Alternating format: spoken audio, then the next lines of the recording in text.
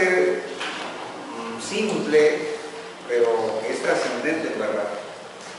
Y se refiere a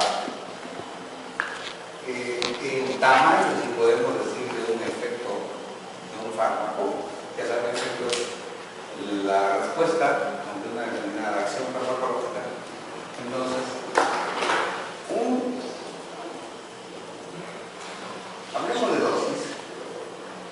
Una dosis de una magnitud debe producir necesariamente un efecto determinado, en cuanto también a magnitud. Y obviamente una dosis menor producirá también un efecto menor. Una dosis mayor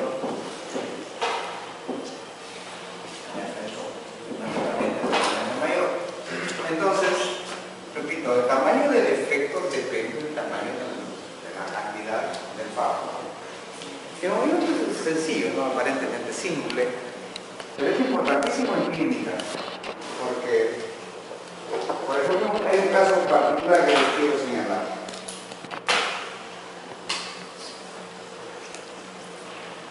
Hablando de un preparado que hace uso de una estrategia que se llama implante, lo que en este caso vamos a referir a un implante anticonceptivo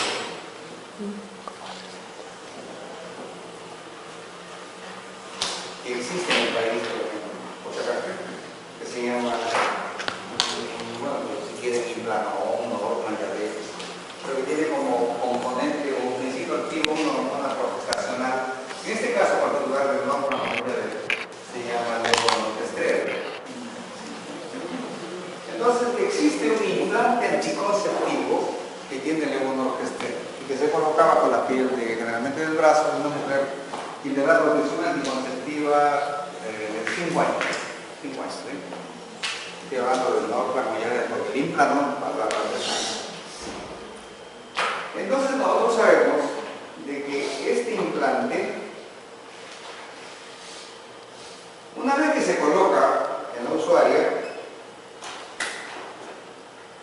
comienza a pasar así, de manera estable, una determinada cantidad de hormona por cada día, o por 24 horas. Entonces, colocado el implante,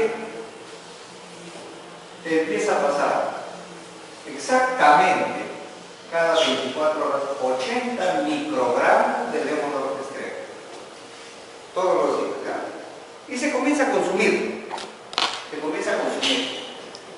de modo que al año, a los 5 años de uso de actividad anticonceptiva, al año, fíjense ustedes, se ha consumido tal la cantidad que ya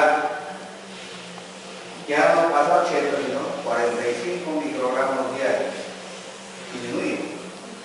Y sigue disminuyéndose, ya no tan drásticamente, ya no tan intensamente, pero sigue disminuyendo, de modo que a los 5 años, acá, ya está pasando 35 microgramos diarios. Entonces, los años de uso. ¿Sí? Si yo sé, sabemos y le decimos a la paciente, mire, usando este método, probablemente podría ocurrirle un dolor de cabeza. No, la paciente sabe que podría provocar dolor de cabeza. Y a lo mejor, a los 3 años, llega la paciente y le pide, doctor, doctora, quiero que me retire el implante porque no soporto el dolor de cabeza. Entonces, nosotros, ¿qué deberíamos hacer? ¿Retirar inmediatamente el implante? ¿Qué tendríamos que hacer? Habría supuestamente varias acciones, ¿no? Bueno, tiene una resistencia por bajar la dosis podría ser, pero es imposible, porque esto es un implante que está colocado para la metabolista. No se puede modificar la dosis. Un metabolista. Un metabolista. Usar un antagonista. ¿Sí? O usar analgésicos, tal vez. Sí, pero no es lo ideal, porque no va a ser a veces tan posible. Pero antes de eso, ¿qué se les ocurre que deberíamos nosotros verificar ahí? La cantidad. No, ya está recibiendo una dosis estable, no se modifica ni para arriba ni para abajo. ¿Qué decías? Volumen total. A ver. La biodisponibilidad. No, por ejemplo, imagínense que están ustedes en su consultorio y le han colocado un implante y a los 6 llega la visita del doctor. Doctora, sáquenme por favor, no soporto el dolor de cabeza. Se quedarían ustedes con esa información. ¿No les interesaría conocer más cosas? ¿Qué le preguntarían? He estado tomando algo. ¿No les interesaría saber cuándo empezó el dolor de cabeza? Nada, ¿no es cierto? Una pregunta es clave. Y le digo, bueno, ¿desde cuándo le duele la cabeza? Y a lo mejor le dicen, ¿sabe qué? Desde hace 2 meses. Entonces el dolor de cabeza empezó acá, pues, 6 meses, aquí empezó el dolor de cabeza. Y obviamente debe ser intenso, como dice, pues no, y está pidiendo que le retire el método. ¿Qué deduciría usted si le dice recién hace 2 semanas que me duele la cabeza? Hay un factor reciente que le está induciendo el dolor de cabeza. ¿Que ese dolor de cabeza correspondería al método? No.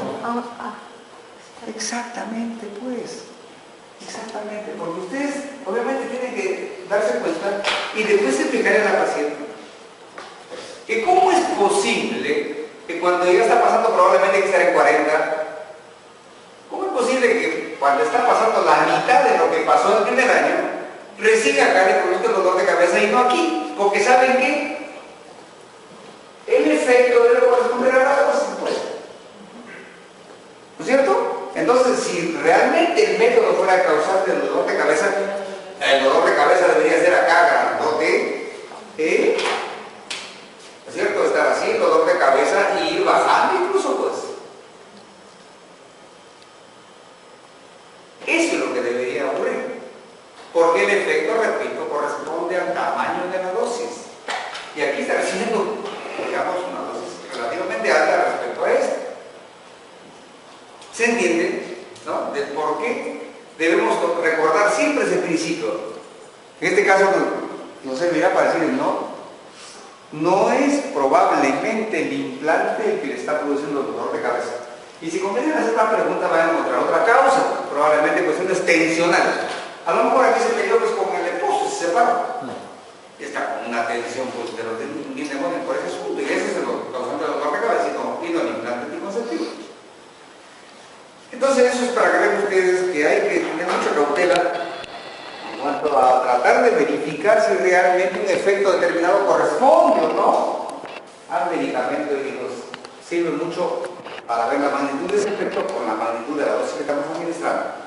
Entonces, por eso decía arriba, existe una relación entre la respuesta farmacológica, o sea, el efecto o tóxica a un medicamento y la concentración medible del fármaco, directamente proporcional. Directamente proporcional. ¿Ya?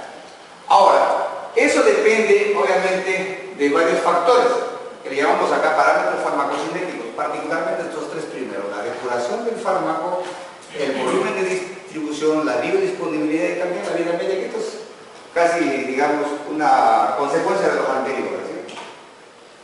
Entonces, ¿qué es depuración o aclaración o clearance también se le llama de los fármacos? Como dice ahí, la eliminación de una droga por unidad de tiempo. ¿Qué tanto se elimina una droga? Una cantidad de la dosis que hemos administrado en un tiempo determinado, en 1 hora, en 1 minuto, en un día, depende de lo que consideren. ¿Sí?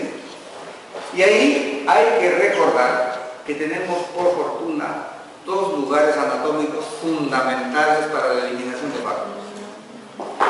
Están ahí: los riñones y el hígado.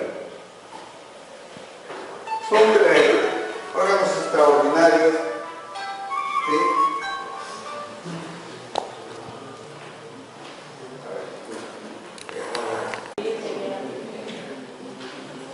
Perdón. Entonces, son dos órganos extraordinarios, dos sistemas de eliminación fundamentales. Recuerden, jóvenes, los fármacos, todos tienen una utilidad, a veces imprescindible, a veces, pero también tienen riesgos. Si quieren ustedes, concluyamos de que los fármacos son armas de doble filo, si quieren ustedes, ¿sí? Por favor, valorémoslos así, ¿sí? No hay fármacos así nomás absolutamente inocuos. Todos los fármacos, mejor metámonos la cabeza de que todos pueden ser potencialmente dañinos, ¿ah? Y estoy refiriéndome no solo a los fármacos convencionales que manejamos, ¿ah?, sino también a los supuestos alternativos. Porque hay por ahí una falacia criminal que dice, usa este fármaco porque como es natural, dicen, no te va a hacer daño porque es natural. ¿Se la han creído eso? Por favor, ni se la crean. Es unas tremendas falacias de los que promueven la medicina, entre comillas, alternativa. No me refiero a los médicos que promueven la medicina alternativa, sino a aquellos interesados en estos tipos, pues Anda Natura, tipo OmniLife, tipo Herbalife, tipo Teams, etc. Pero siempre hay otros útiles. Bueno, entonces, estamos hablando de que todos, por favor, todos los medicamentos, desde el punto de vista farmacológico hablando, fármacos que son útiles terapéuticamente, toditos tienen un beneficio y un riesgo ya. Por favor, no perdamos de vista eso. ¿Sí? Entonces, tenemos que pensar siempre que administramos un fármaco a un paciente, qué beneficio le estamos dando y qué riesgo potencial también estamos brindándole, ¿sí? Y eso tiene que ver mucho con el tiempo de tratamiento que demos, con la dosis que hacemos, con los lapsos de administración que demos y con qué otros medicamentos les estamos dando, porque vamos a ver que hay interacciones importantes ahí. Pero por fortuna, sí, pues por fortuna, muchas de nuestras torpezas son solucionadas por nuestros maravillosos órganos de depuración, por ejemplo, como el hígado, siempre y cuando esté trabajando bien. Nosotros hacemos barrabasada y media con nuestro organismo, pero el pobre hígado es el que nos depura, nos desintoxica junto con los riñones. Entonces son órganos que hay que respetar muchísimo. Muy bien, entonces los fármacos cuando los administramos tienen ciertas particularidades respecto a cómo se eliminan, por ejemplo. Hablamos de cinética de primer orden y cinética de orden cero. Apaga. Por si acaso, así como les he comentado en el grupo anterior, en este tipo de temas hay en verdad unos mecanismos complejos, y hay conocimientos que a lo mejor resultan medio complicados, pero quiero precisar lo siguiente. Miren, cuando hablamos de conocimiento debemos entender de que hay dos niveles. Cualquier conocimiento, hay un nivel de dominio y hay un nivel de profundidad.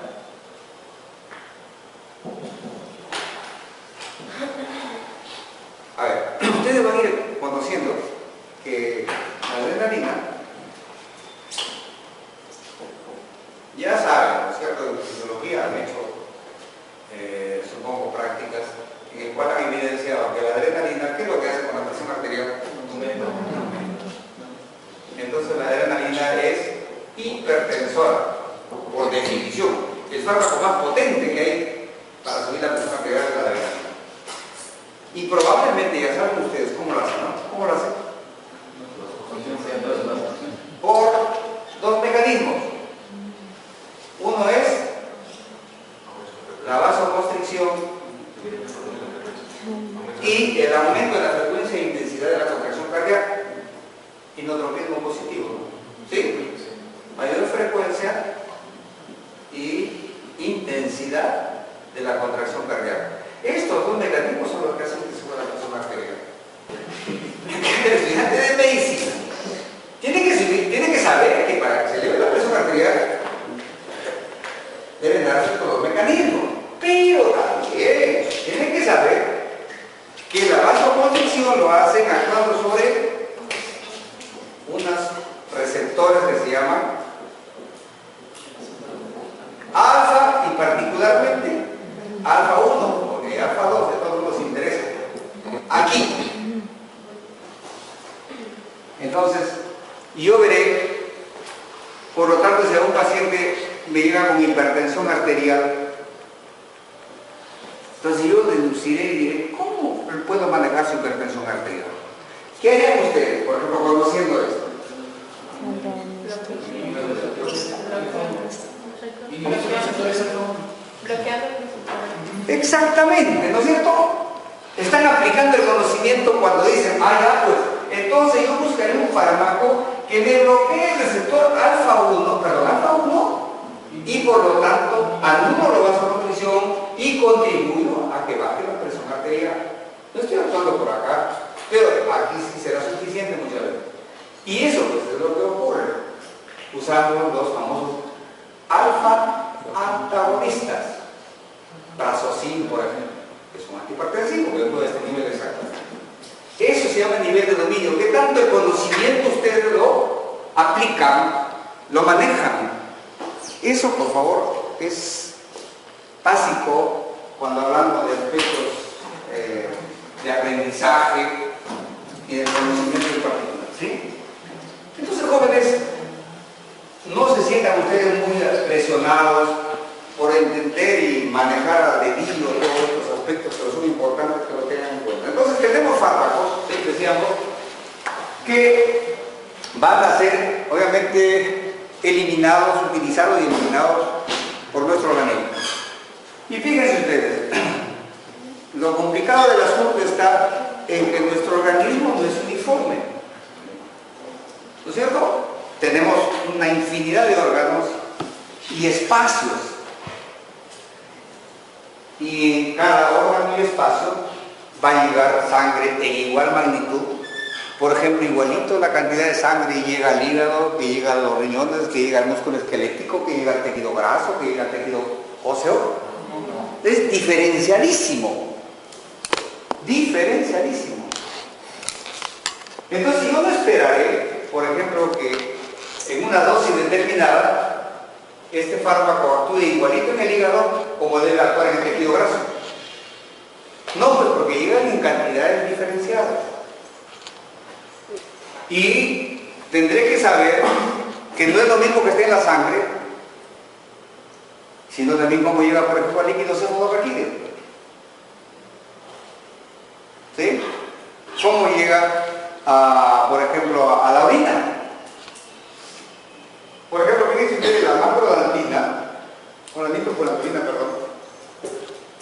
La nitrofurantoína llega a la orina 100 veces más alto que en el plasma sanguíneo. Los niveles plasmáticos son 100 veces menores que los niveles en la orina. El conocer eso nos permite saber que ese fármaco, por lo tanto, es muy útil para las infecciones urinarias. ¿Sí?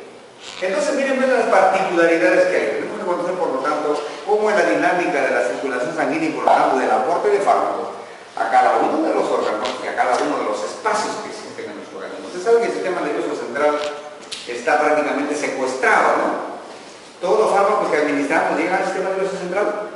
No, escasísimos son los que llegan. Por fortuna, nuestra biología nos ha protegido, por fortuna, porque si llegaran igual como llegan a cualquier otro tejido al sistema nervioso central, pues estaríamos con una serie de defectos y posibilidad de muerte, incluso toxicidad muy seria, ¿sí? Entonces, los órganos y espacios corporales van a tener una cierta diferenciación en cuanto a la cantidad de fármacos que reciben, y por lo tanto se comenzarán a intercambiar de modo muy complejo en verdad. Por fortuna tenemos sistemas de depuración donde destacan, repito otra vez, los riñones y el hígado, y que va a permitir que si yo administro una dosis de un tamaño de fármaco, entonces mi hígado trabajará más si aumento el tamaño del fármaco, aumento la dosis. Trabajará menos si disminuyo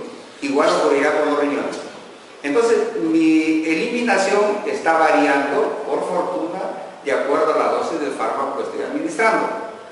Pero llegará un momento, ¿sí?, en que, por ejemplo, administro tanto medicamento que mi pobre hígado y mi pobre riñón ya no pueden trabajar más. ¿Sí? Son dos situaciones muy particulares. Entonces, mientras los órganos de depuración todavía están trabajando a plenitud, no se saturan, siempre se eliminará una fracción constante del fármaco. O sea, por ejemplo, se elimina el 20% del fármaco en una hora. Administro más fármaco, siempre se eliminará el 20%, porque el hígado trabajará más y logrará siempre ese 20%. ¿Estamos claros? ¿Ya? Pero una vez que lo satura el hígado, ¿qué ocurrirá? ¿Siempre se eliminará el 20%? Ya no.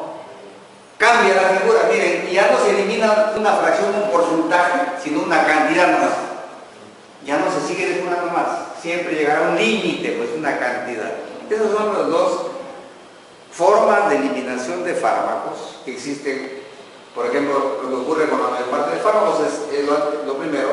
En cambio, el alcohol, por ejemplo, casi siempre satura los mecanismos de depuración y hace juego de este mecanismo de agarre. Entonces, ahí es donde vamos ya a tener que reconocer el rol fundamental de los órganos de saturación, de depuración, por ejemplo, como el hígado, ¿sí? La depuración sistémica es una sumatoria de todo, de cómo se depura en los riñones, en el hígado, en la piel. Los pulmones también depuran, por ejemplo, los pulmones depuran gases. El alcohol. ¿Por qué creen que se hace la prueba de la alcoholemia? Porque en los pulmones se está eliminando permanentemente y depurando el alcohol. Y en estos aparatitos lo detectan, ¿no? Y lo cuantifican. Entonces la depuración hepática es la más trascendente acá. Como dice ahí, depende del flujo sanguíneo local, qué aporte sanguíneo recibe, ¿sí? Por ejemplo, si tengo un paciente deshidratado o que ha sufrido una hemorragia masiva, entra en un estado de hipovolemia, le llegará menos sangre al hígado y por lo tanto tendrá menos oportunidades de eliminar fármacos. Así que un fármaco que yo administre cuando el hígado está trabajando tan esforzadamente, como en estos casos de hipovolemia, podré llevar a la toxicidad al paciente. A pesar de que el hígado está intacto, pero le llega tan poca sangre que depura menos y por lo tanto el fármaco se puede convertir en tóxico. ¿Sí? Muy bien, pero miren ese otro asunto ahí. El estado del hepatocito. ¿Saben ustedes que el órgano que más maltratamos, con el que más abusamos, es precisamente el hígado, ¿no es cierto? Tenemos unos hábitos cavernícolas en cuanto a alimentarnos, a intoxicarnos eléctricamente, por ejemplo, con el alcohol, a ingerir una serie de sustancias que son potencialmente dañinas y vamos, obviamente, afectando nuestro pobre hígado. Por fortuna tiene una capacidad de reacción extraordinaria el hígado, ¿saben? Lo cierto, ustedes lo saben. Se dice que podemos tener destruido 2/3 de nuestro hígado y 1/3 es suficiente para darnos una calidad de vida apropiada.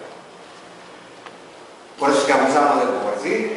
Entonces, pero hay ocasiones en que ya pues su funcionalidad se ve alterada y ahí vienen los problemas. Por ejemplo, una insuficiencia hepática. Una insuficiencia hepática pues es terrible, es incompatible con la vida. Hay pacientes que obviamente llegan a un nivel tal de daño hepático, insuficiencia hepática, que irremediablemente van a morirse, autointoxicados. Ustedes al paciente con insuficiencia hepática le pueden privar de todo, pero se va a morir de todas maneras porque nuestro organismo se va produciendo sustancias tóxicas que tienen que ser eliminadas por el hígado. El hígado no lo puede eliminar, entonces nos intoxicamos más morimos. Los productos nitrogenados, por ejemplo. Pero miren el otro asunto, los procesos enzimáticos. Y ahí verán ustedes estos términos, inductores e inhibidores. Saben ustedes que en nuestro hígado existe el famoso sistema microsomal, ¿no? ¿Se acuerdan de fisiología posiblemente? Sí, el sistema microsomal. Una gran cantidad de enzimas se encuentran en este sistema microsomal de red, endoplásmico, ¿no? ¿Sí? Del hígado. Entonces, a ver, tengo un fármaco A que lo administro en una dosis determinada y este fármaco tiene que pasar por el hígado,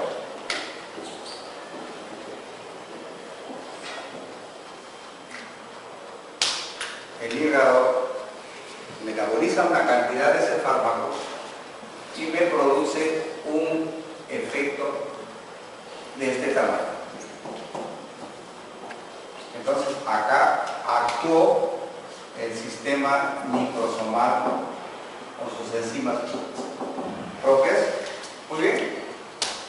Entonces yo sé, por decirles, que a 50 miligramos diarios de diclofenaco, que es el fármaco A, yo voy a lograr el 100% de la supresión del dolor de este paciente, el dolor de muela. Le quito el dolor de muela con una dosis de 50 miligramos. Porque ya ha sido calculado que cuando mide 50 miligramos, el metabolismo microsomal le permite que a lo mejor llegue acá 25 miligramos, llega a 25 miligramos, porque el 25 ha sido eliminado, y me llega a 25 miligramos netos que me producen un 100% de supresión del dolor. Muy bien. Supongamos que yo empleo, a veces sin mucho criterio, un fármaco B. A lo mejor ese paciente tiene dolor de muela, pero tal vez ardor de estómago, si le administro ranitidina para calmar su dolor de estómago. Muy bien, pero no he tomado en cuenta que la ranitidina, el fármaco B, resulta siendo un inductor microsomal. ¿Qué significa inductor microsomal? Hace que trabaje más el sistema microsomal, hace que trabaje más intensamente. Si ocurre eso, ¿qué va a ocurrir con el diclofenaco? Llega menos. Destruyo más diclofenaco y a lo mejor resulto ya teniendo aquí 10 miligramos, ya no 25. Destruí más, metabolicé más diclofenaco. ¿Y el efecto de los 10 miligramos será de este tamaño? No, será de este tamaño. Probablemente ya no le quito el dolor, sino simplemente le bajo algo la molestia. ¿Sí? ¿Está claro? ¿Sí? Esto ocurre entonces con los inductores microsomales. Hago trabajar más al sistema microsomal y el fármaco es más eliminado, metabolizado, y el efecto disminuye y disminuirá la eficacia de mi tratamiento. ¿Y qué ocurre si uso un inhibidor microsomal?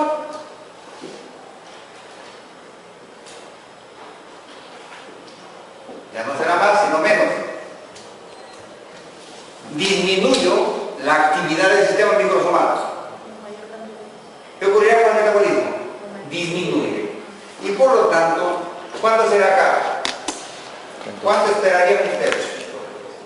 A lo mejor 40, ¿sí? ¿Y el efecto cómo será? 100%. Ustedes miran lo que bien, entonces, más garantía, pues, más del 100%, ¿cierto? Pero ¿qué ocurrirá acá? Toxicidad. Toxicidad. Toxicidad.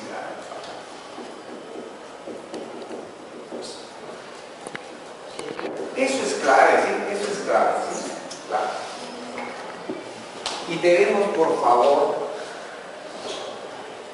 cuando manejemos fármacos, jóvenes, cuando manejen fármacos, deben ustedes tener muchísimo criterio.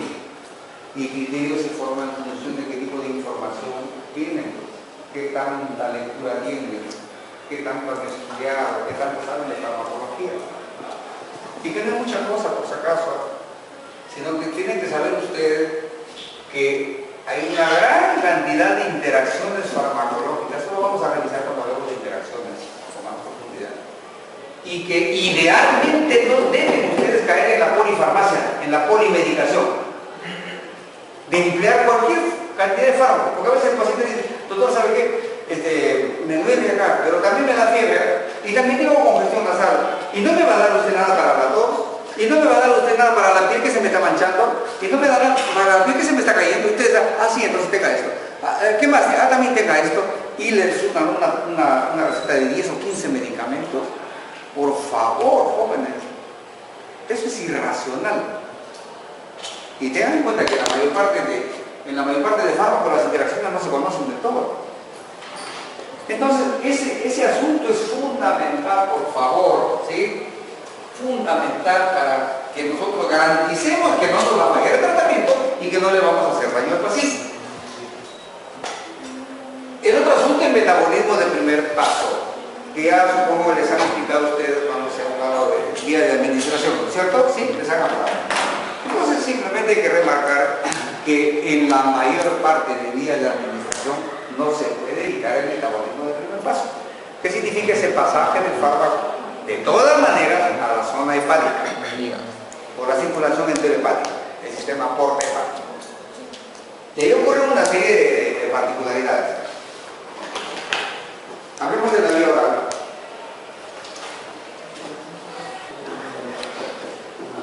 ¿No es cierto? Viene por acá, estómago, llega al intestino, delgado y se absorbe y pasa definitivamente y de manera inevitable al hígado. En el hígado, este fármaco, ¿sí? Aquí es F. F1 se absorbe porque F2, quieras o no, una pequeña cantidad del fármaco va a seguir su curso por el intestino y se va a eliminar. Pero una partecita F1 va a ir al hígado. En la mayor parte de casos, este F1 va a sufrir una conjugación con un pequeño elemento endógeno del hígado. Y parte del F1, entonces, F1 alfa, la partecita que se liberó de esta conjugación, pasa a la sistemia. Pero F1 alfa unido a C, conjugado, va a ir por la bilis. Otra vez a la luz intestinal. Para colmo de colmos, aquí llegó entonces F2 alfa unido a C. Para colmo de colmos, aquí viene la flora intestinal. La flora, hagámosla subrayada. ¿Qué es lo que hace la flora? En la mayor parte de casos rompe esta unión. Rompe esta unión y libera otra vez F2 alfa, se absorbe y nuevamente llega acá. Es un circuito endemoniado y complicado, ¿sí? Y esto puede derivar en situaciones clínicas, sí, pues. Sí, miren, por ejemplo, hablemos de la píldora anticonceptiva. En la píldora se separa el estrógeno progestágeno y viene acá y se absorbe, se conjuga, pero una partecita ya pasó al torrente sanguíneo sistémico y le da una cierta eficacia anticonceptiva. Pero esa eficacia anticonceptiva está también establecida sabiendo que una partecita del estrógeno conjugado que venía a dar este circuito nuevamente va a ser liberado por la flora y va a contribuir. Entonces aquí la eficacia anticonceptiva no solamente está dado por el F2 alfa acá, sino el F2 alfa que se ha liberado también de acá, de esta conjugación. ¿Se entiende? Entonces aquí, digamos, es una cantidad, por decir 50, y aquí subió 25, aquí 50, pero este 50, nuevamente, la mitad va a regresar, otros 25, y al final se suma más este de acá, y ahí, digamos, este es el 50 definitivo que va a actuar como anticonceptivo. ¿Qué pasa si usamos, por ejemplo, antibióticos, particularmente de amplio espectro? ¿Qué va a ocurrir con la flora? La barremos, la matamos. ¿Y la flora va a tener tiempo para romper, para tener la actividad de romper esta cadena? No. Entonces, ¿qué va a ocurrir? Se va a perder más F2 alfa. Y eso sí se elimina.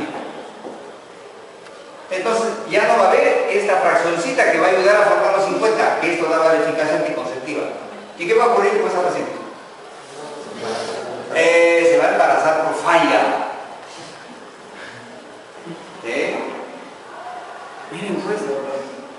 Miren pues lo complicado del asunto. Miren pues lo que es importante reconocer este tipo de procesos que ocurren en nuestro organismo. Y como verán es complicado, ¿verdad? Saber, ustedes creen que decir, bueno pues diclofenaco para calmar el dolor en la mayor parte de pacientes 50 miligramos cada 8 horas, listo. ¿Cómo creen que se ha logrado saber que son los 50 miligramos? Son estudios complejísimos que se han hecho conociendo todos estos aspectos. Que a nosotros nos han llegado después ya casi digeridos, nomás para simplemente aplicar la información. Pero se da pues como explicación todo este tipo de asuntos. Entonces el metabolismo del primer paso es trascendente, jóvenes, ¿sí? Y repito, la mayor parte de vías de administración no lo evitan. La hipotálamo, por si acaso, evita el 100% la circulación enteropática. Estamos hablando de la vía endovenosa, esta, la de mi cuerpo superior, ¿ah? Porque si le aplican pues en la vena safena, va a dar su vueltita por el hígado, ¿no? Por si acaso, pero la vía endovenosa, la estándar, evita el 100% el metabolismo del primer paso, por correcto. Cada vez creo que había una confusión en la información que les he dado previamente. La vía sublingual evita el 100% el metabolismo del primer paso. ¿Ah? Claro, exactamente. Evita el hígado, ¿verdad? Y la vía rectal, 50-50, ¿cierto? ¿Sí? Entonces, por lo tanto, si yo no conozco esto, por ejemplo, tendría un paciente a lo mejor a la cual le han hecho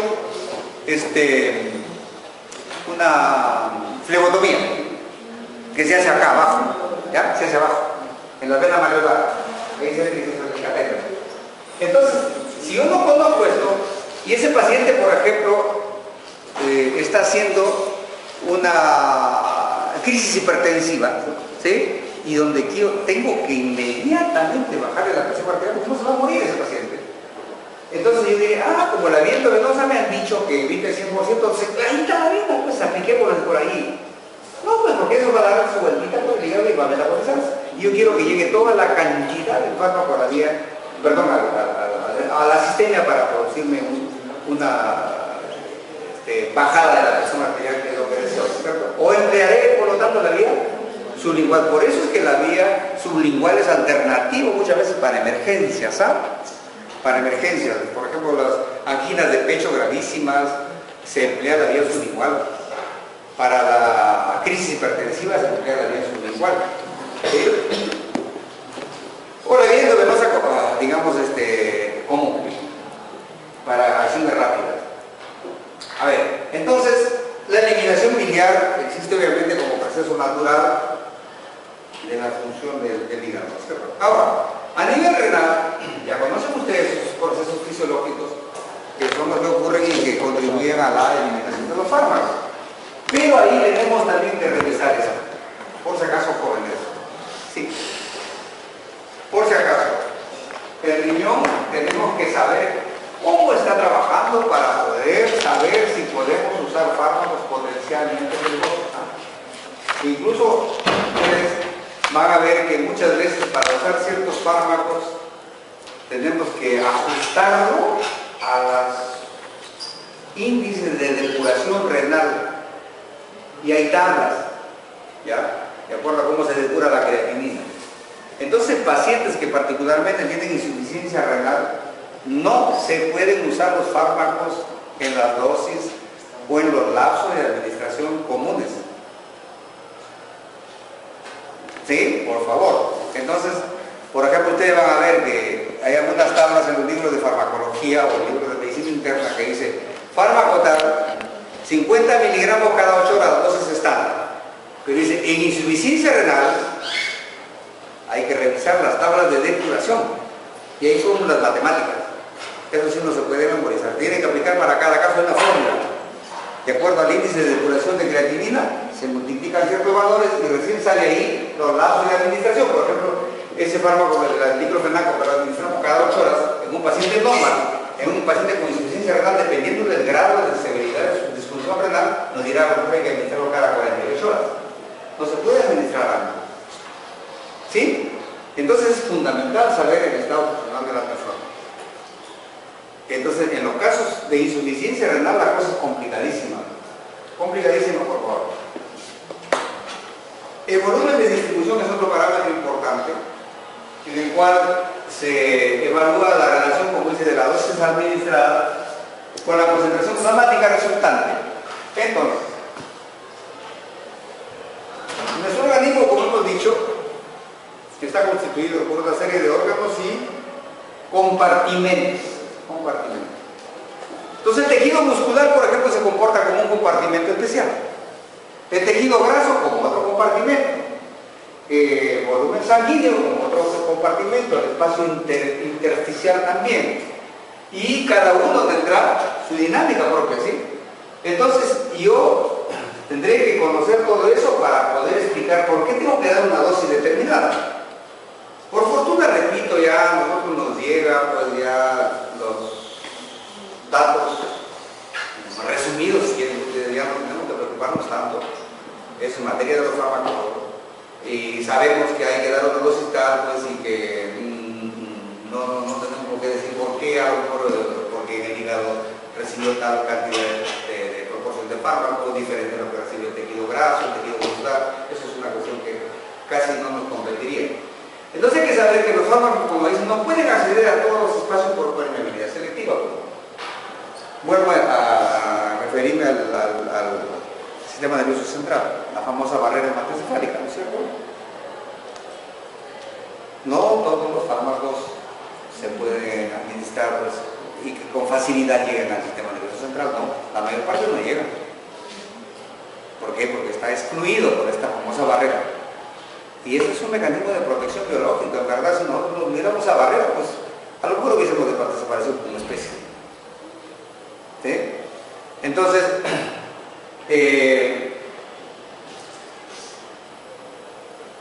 hay órganos incluso que son casi secuestrados, si ustedes funcionalmente. Uno de los órganos curiosos es la próstata en el varón.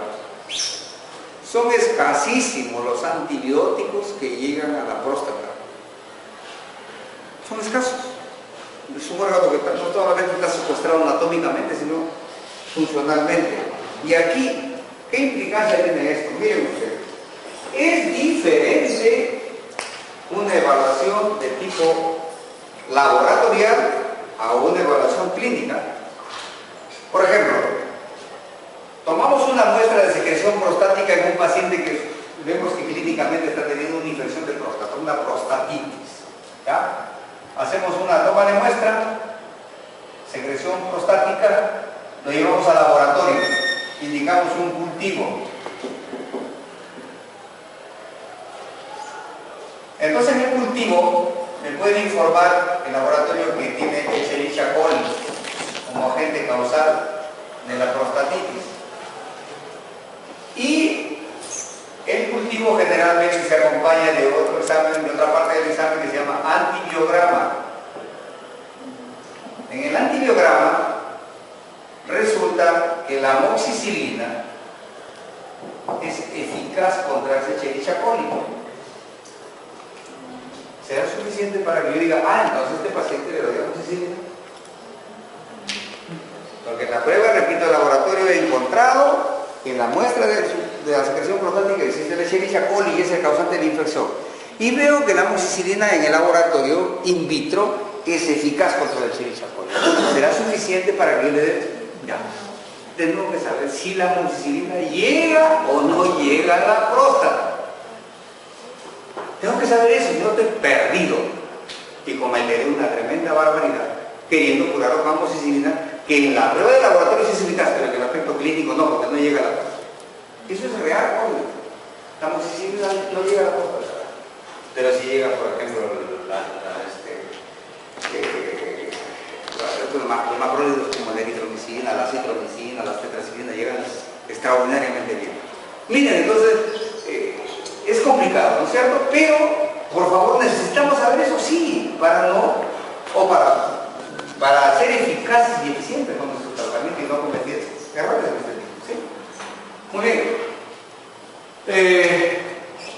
Bueno, lo segundo es bastante lógico. Los fármacos con volumen de distribución muy alto tienen concentraciones mucho mayores en el tejido extravascular. Claro, pues, porque son tan fácil, difunden tan fácil que se distribuyen en todos los órganos y sistemas. Entonces tendrán una proporción alta a nivel extravascular respecto que intravascular. ¿Sí? Porque rapidísimo difunden y se reparten en todos nuestros órganos. Entonces su concentración en los tejidos es bastante alta. ¿Varía de acuerdo a la edad, sexo, patologías? ¿Qué me dice? ¿Variará de acuerdo a la edad? ¿Y por qué? ¿Tienes alguna idea? El volumen de distribución del medicamento.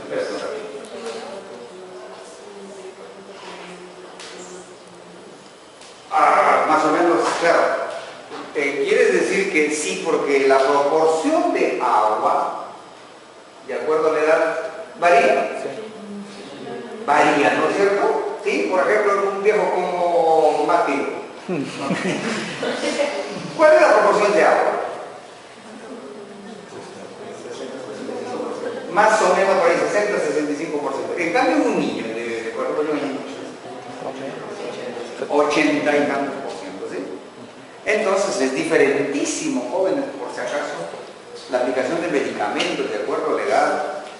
Por favor, como siempre se acostumbra a decir, el niño no es un adulto pequeño. No, por favor, no es un adulto pequeño, ni tampoco pues es un joven, un joven grandote. El viejo tampoco es un joven grandote. Son diferentes, entidades diferentes y que requieren un manejo particular. Sexo. Cantidad de grasa. Claro, exacto. Ustedes saben que la proporción de grasa corporal es diferente en la mujer que en el hombre, ¿no? ¿Sí? En el hombre es más de la masa magra, en la mujer es más el tejido corporal grasoso. Y por lo tanto va variando de acuerdo al fármaco. Los fármacos tienen afinidad, algunos por la masa magra, otros por el tejido graso. Por ejemplo, fíjense ustedes, siguiendo en el tema de la anticoncepción, hay fármacos, hay anticonceptivos que tienen una alta afinidad por el tejido graso, por ejemplo, los progestágenos, por decir en este implante anticonceptivo que ahora se usa bastante, que es muy eficaz, es altísimamente eficaz, es 10 veces más eficaz que la ligadura, por si acaso, del implante, pero tiene una afinidad notable por el tejido graso. Entonces, si se le coloca un implante que está diseñado para una mujer promedio de más o menos 60-70 kilos, y se le coloca una marrana de 140.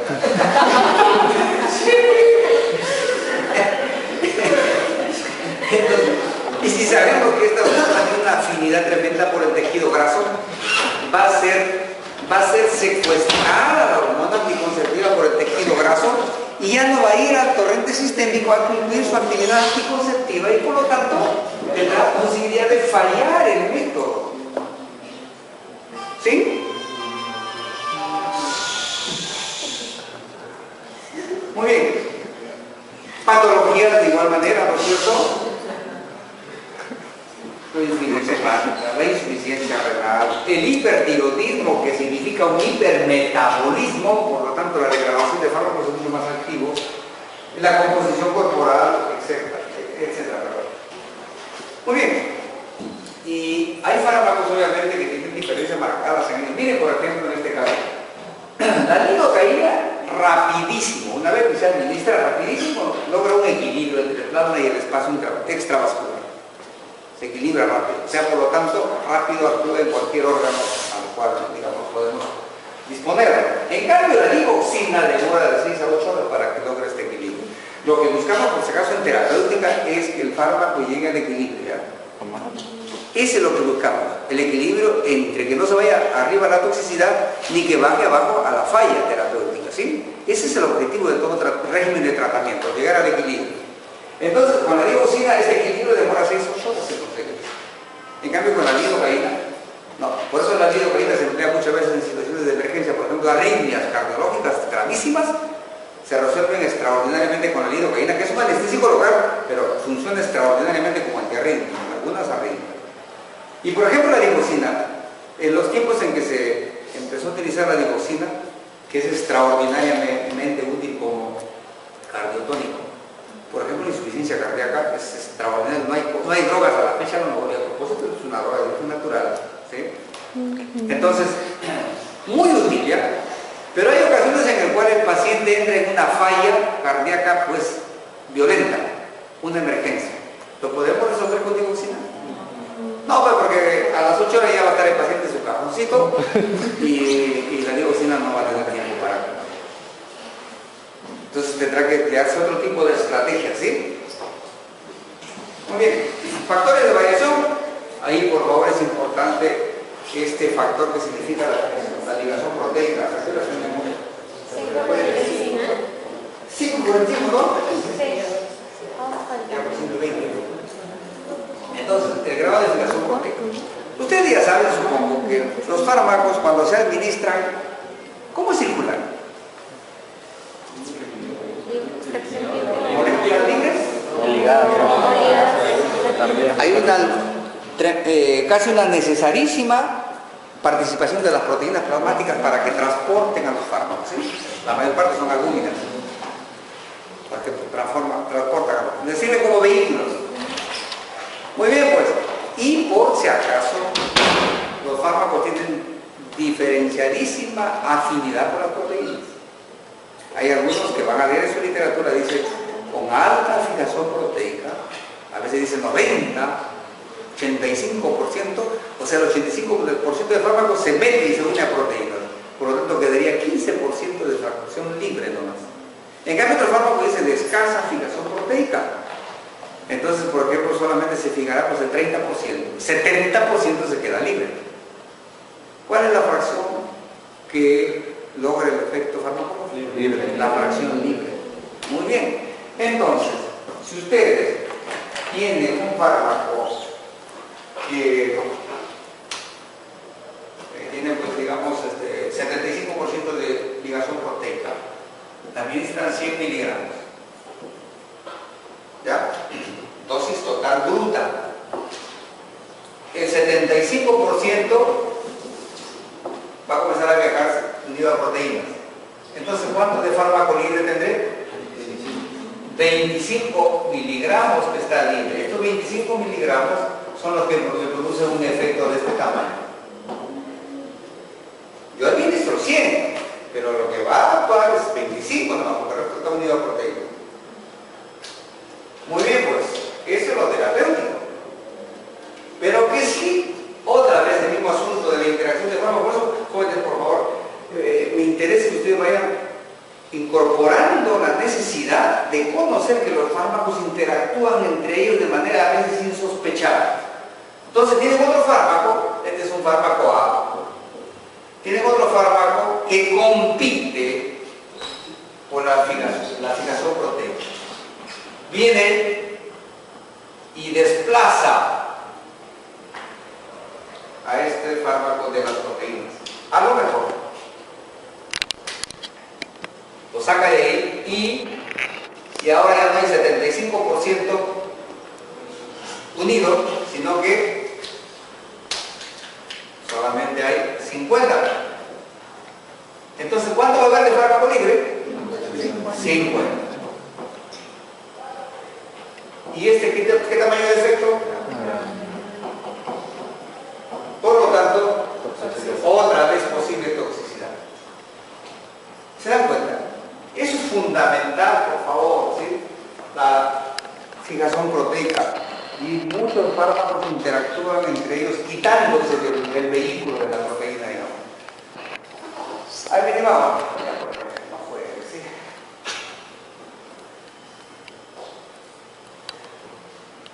Ustedes saben que las membranas celulares son capas bilipídicas.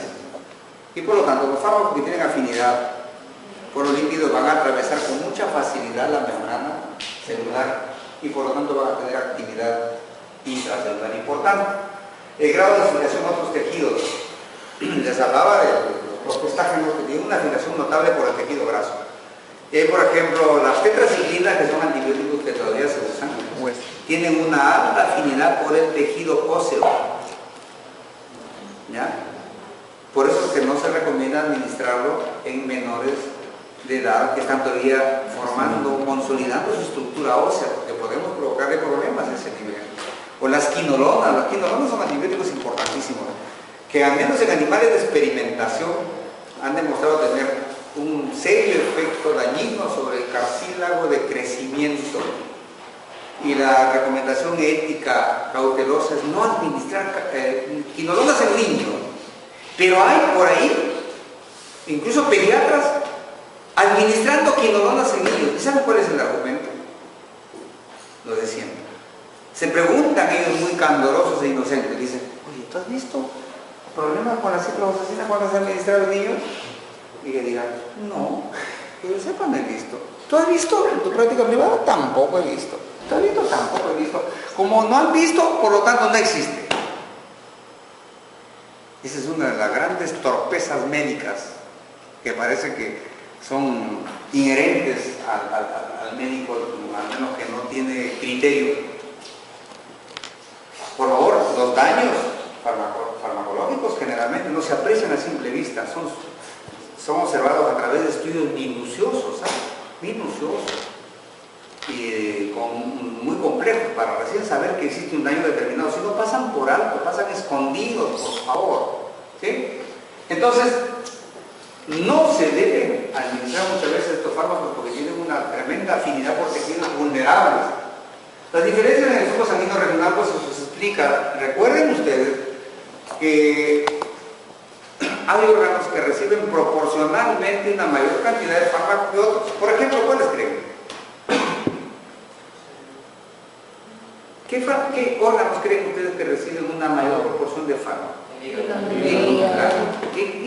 El hígado es proporcionalmente uno de los órganos más vascularizados que hay. ¿Qué otro? Riñones. Corazón. Los tres principales órganos de mayor, digamos, flujo sanguíneo que recibe. Ya, por favor. El cerebro también, pero por fortuna, pues en este caso está protegido por la famosa barrera hematocefálica. Que quiero remarcar, por favor, si alguien les ha dicho que debemos confiarnos en la barrera placentaria, ay, olvídense de eso ya. Desde el punto de vista farmacológico, en verdad, no debemos considerar que existe barrera placentaria. Más bien, sí, consideren que cualquier fármaco es potencialmente dañino administrarlo en un embarazado por el potencial riesgo a nivel de los niños. El concepto de biodisponibilidad es un concepto importantísimo también que hace referencia a, fíjense, ¿qué tanto lo que le administramos a un paciente en una dosis tal realmente llega al sitio donde queremos que actúe? Lo que hablamos de la próstata.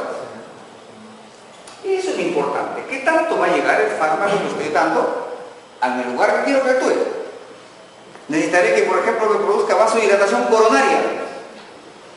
Entonces administré nitrato de isosorbide o nitritos.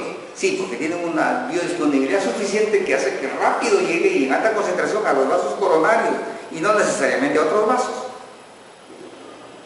¿Sí? Ese concepto es fundamental. Entonces usted va a leer por ahí, dice, este fármaco tal tiene alta biodisponibilidad, o sea, sí llega realmente al lugar donde queremos que actúe. No es suficiente que llegue al torrente sanguíneo. Por ejemplo, al sistema nervioso central. Tengo una infección, una meningitis bacteriana. ¿Le administraré a lo mejor una sulfa?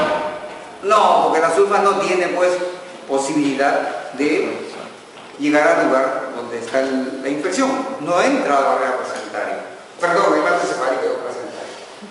Entonces, eso es en cuanto a la biodisponibilidad. También depende de varios factores, ¿sí? Anatómicos, funcionales, patológicos, también hay insuficiencia renal, insuficiencia hepática, pero juega un rol importante. Determina la vía de administración, por ejemplo. Yo diré, necesito este fármaco que actúe rápido en la circulación coronaria. Usaré la vía sublingual. Crisis hipertensiva, necesito que actúe rápido bajando la presión arterial. Vía sublingual. No vía intramuscular porque no va a llegar pues en el tiempo oportuno. ¿Sí? Y determina el rendimiento farmacológico. Esto viene por si acaso, lo que el libro dice cinética de disolución. Esto es observado en algunos preparados que tecnológicamente no garantizan lo que esperamos, ¿ya? Y ahí sí, por favor, hay que tener mucho cuidado, y es una alerta. ¿Nos podemos confiar de todos los medicamentos que se nos ponen en el arsenal farmacéutico? No, no, por favor. Creo que les comenté en la primera clase que en nuestro país, ahorita debe haber mucho más, en los años 80 había 40 laboratorios nomás en el país. En la década del 2000 ya había 400 laboratorios, con el cuento de la globalización. Entonces, han llegado acá laboratorios de todo tipo, y algunos nos envían el producto tal, que deben, ¿verdad?, como se hace en otros países serios, obviamente, ser sometidos a pruebas que le llaman este control de calidad, pues, ¿sí? Y ver si, por ejemplo, la disolución es apropiada. Hay preparados en los cuales un preparado por vía oral, un fármaco por vía oral, se comienza a diluir de un modo armónico y muy lineal. En cambio, otros que tienen tal, digamos, naturaleza, que no se diluye del todo. Se fragmenta muy irregularmente y muchas veces se elimina a gran proporción. ¿No darán los mismos resultados terapéuticos? No, pues. Y eso es grave, ¿saben por qué? Porque nuestra legislación, creo que les dije, permite que cualquier adefesio venga acá y venda medicamentos. Sí les comenté de la Ley General de Salud que fue modificada en el gobierno de Fujimori, que dice que la DGMI tiene 15 días, ¿no? 15 días tiene para hacer un control de calidad de un producto tal, y si en caso de los 15 días no ha dado un veredicto, se da por aprobado y se comienza a negociar el medicamento.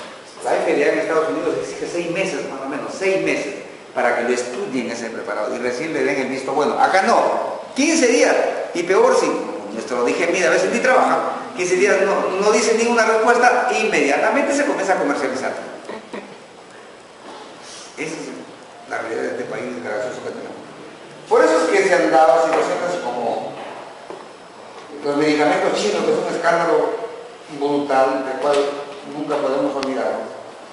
En la época del gobierno de Fujimori se compró miles, ojo, no hablo de cientos ni de decenas, miles de toneladas de medicamentos chinos, en el cual participó activamente Huai, primer ministro de ese tiempo.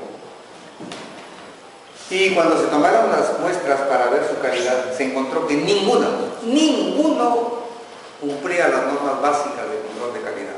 Y por lo tanto sus medicamentos fueron arrinconados y están todavía en la aduana del Callao. Hay miles de cajas, de contenedores de medicamentos que no sirvieron para nada, ni sirven para nada. Por eso Huai está en la cárcel, pero ya va a salir libre a gozar de sus 50 millones de dólares que recibió de coima. 50 millones de dolaritos. Y como pues, ocurre en este país, están en la cárcel, pues sabes, no devuelven nada y salen a gozar de su fortuna. Bueno, entonces es un problema serio, ¿sí? Muy bien. Otro concepto por ahí importantísimo, la bioequivalencia, que tiene que ver con lo que les acabo de decir. Cuando viene, por lo tanto, un preparado, no podemos confiarnos realmente, tan ciegamente, que sí, por lo tanto es igualito que el prototipo. No es así. Tiene que haber una certificación de que sí realmente tiene la misma rapidez y magnitud de biodisponibilidad y por lo tanto es un fármaco comparable con el original. Comparable. Debemos exigir eso para prescribir un medicamento tal. El tiempo de vida media, ¿sí? Se refiere a cuando administramos un medicamento, debe transcurrir un tiempo en el cual el 50% del fármaco se está acumulando y el 50% se está eliminando. 50%, tiempo de vida media. De 100 miligramos que le doy al paciente del fármaco, llego a darle de tal modo que en un tiempo llega a ser 50 miligramos se acumula y 50 se elimina. Cuando llega a ese tiempo se llama vida media. A lo mejor la penicilina, por ejemplo, que es sódica, logra esa condición a la hora y media. Administro el fármaco y a la hora y media el 50% se está eliminando y el 50% se está acumulando. Vida media. ¿Para qué nos sirve la vida media? ¿De acuerdo a los estudios que se han hecho? Lo que nos interesa es llegar a esta meseta, ¿ya? La meseta es ya una situación estable del medicamento. O sea, primero cuando empezamos a administrarlo, va subiendo y va a llegar a una meseta. Esto es lo que buscamos, ¿ya? Esto es lo que buscamos, que esté en una meseta tal que ni suba mucho ni baje mucho. Porque si sube mucho, ¿qué ocurrirá? Toxicidad. Toxicidad. Y si baja mucho, No hay efecto. falla farmacológica, ¿sí?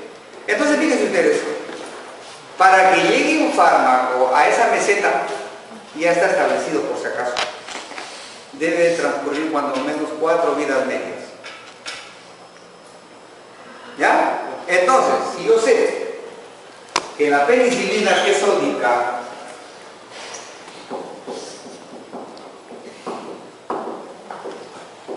tiene una vida media de 1.5 horas, o sea, a la hora y media el 50% se está eliminando y el 50% se está acumulando.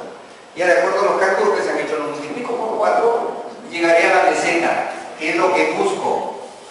¿Ya? ¿Esto qué significa? 6 horas. Por eso que, por lo tanto, le administraré la penicilina cada 6 horas. La vida media multiplicada por 4 me da el lapso de administración para lograr la meseta, ¿ya? ¿Sí? En todo, únicamente. En la mayor parte. Porque tu pregunta es importantísima para decir que desgraciadamente para complicarnos la vida, como va a haber eliminación renal, eliminación pulmonar, eliminación hepática, eliminación cutánea, colónica, fecal, hay varias vidas medias, desgraciadamente, y complica la cosa. Pero en la generalidad se aplica esta regla, ¿ya? No siempre, pero se aplica esta regla. Entonces, cuando ustedes vean en los apéndices de los textos de farmacología, generalmente trae vidas medias, un montón de medicamentos con vidas medias, generalmente multiplicado por 4 es el lapso de administración. ¿Sí? Para eso sí. Entonces, ahí se busca, aquí van a ver un gráfico. También esto pues, depende de la edad, variación de volumen, fijación proteica, patologías, la unión a proteínas. Saben que hay una competición por la fijación proteica, el estado funcionando los órganos, por ejemplo, del hígado, de los riñones, ¿sí? Situaciones fisiológicas, por ejemplo, el ejercicio joven. Miren, por ejemplo, antes se usaba la insulina por vía intramuscular. Ahora, generalmente se emplea por vía subcutánea, algunos por vía intradermal. ¿Y qué se encontró? A veces ocurrieron tragedias. El diabético puede ser cualquier individuo, a veces hay atletas diabéticos. ¿Y qué ocurrió en algunos casos? Que algunos pacientes diabéticos tipo 1 necesitaban insulina, inyectaban su insulina intramuscular. Y como generalmente nosotros, ya por la práctica y la cotidianidad, hemos identificado vía intramuscular como vía intranalgal. También parte concibe vía intramuscular como vía intranalgal nomás. Y esa es la única vía intramuscular. Deltoides. No, pues por favor, se puede colocar en cualquier músculo. Pero todo el mundo dice, me han indicado esta polla por vía intramuscular, ya muy bien, bájese el pantalón. ¿Y por qué no colocarla en el deltoide después? ¿Por qué no colocarla en el quips, o si quieren en el suturado? ¿Cierto? Lo de acá de la pantorrilla. Pero bueno, me habíamos hablando para la vía intramuscular. Entonces, ¿qué ocurría? Por ejemplo, algún pacientito que iba a competir 100 metros planos, ¿ya? ¿Sí? Entonces, tengo que utilizar mi insulina, pues. Soy diabético, me toca su pinchazo y a los 15 minutos participación en la competencia. Salía disparado y ¡pum! Caía desplomado con una hipoglicemia fatal. Porque el ejercicio físico que hizo, el glúteo, es el que participa, absorbió brutalmente la insulina y tuvo una tremenda carga de insulina plasmática, shock insulínico, paciente al velorio. Fíjense ustedes lo importante de este asunto. Ahí es una grafiquita que permite ver, como repito, cuando el 50% del fármaco se acumula y cuando llega a ese punto en que se elimina. Esto, por lo tanto, es la vida media. Y miren, más o menos a la par de vida media ya está en un nivel lineal, que es la fase estable, que lo vamos a ver acá. Ahí, arriba. ¿Sí? Equilibrio dinámico, que es lo que buscamos con la mayor parte de fármacos en terapéutica, ¿sí?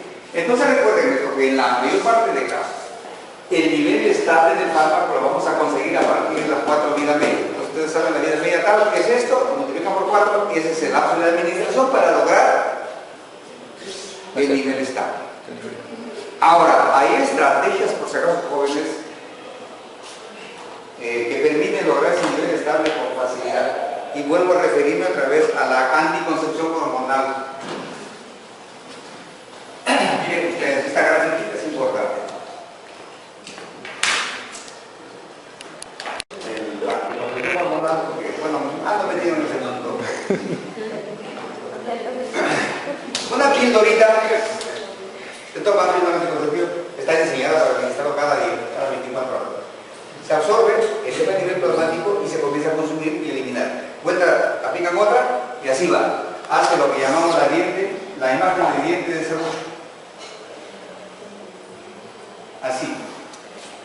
¿Sí? Si emplean la polla mensual, suponiendo que hemos usado ¿cuántos días acá? Ya digo, supongamos que a 30 días. Le dicen, no, ya quiero, me cambia la polla mensual. Ya listo. Si lo vamos a la polla acá, va a ocurrir el mismo fenómeno, pero que va a durar 30 días, no mucho les tengo. Ya. O le dicen, no, yo quiero la de 3 años, 3 meses, perdón. Entonces, este es un mes, esto será otro mes, mes, ¿no es cierto? Aquí estamos hablando de 3 meses, aquí un mes, y este es 30 días, son días, ¿sí? Pero se dan cuenta que siempre va a haber una puntita arriba, eso se llama pico, pero también va a haber una bajadita, aquí será cada día, y aquí será cada mes, y aquí será cada 3 meses. Pero se dan cuenta que siempre va a haber un pico y un valle. ¿Y qué podemos deducir de esto? Cada pico significa un relativo exceso de dosis y por lo tanto posibilidad de ¿qué? De efecto tóxico colateral. Y cada valle, la posibilidad de que falle. Si yo por aquí tengo una paciente que le da un proceso diarreico, entonces ya no se absorbe lo suficiente y se elimina más parte del anticonceptivo, el valle va a bajar y se podría embarazar a esta paciente. Igual ocurrirá acá, no se podía evitar los picos y valles. Claro, acá el beneficio que se prolonga más, ¿no es cierto? ¿Sí? Pero por fortuna surgió el implante anticonceptivo. Y el implante anticonceptivo es lineal.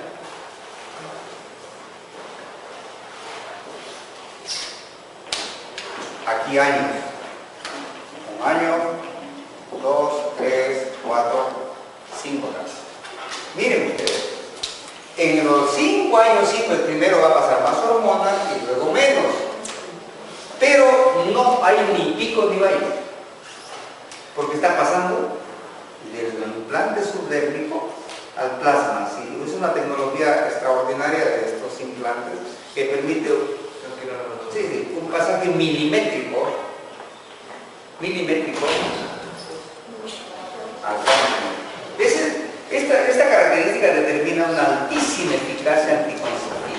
No tiene ni picos ni valles y también una altísima seguridad, no producción de efectos colaterales de riesgo. Jóvenes, entonces ahí hemos terminado justo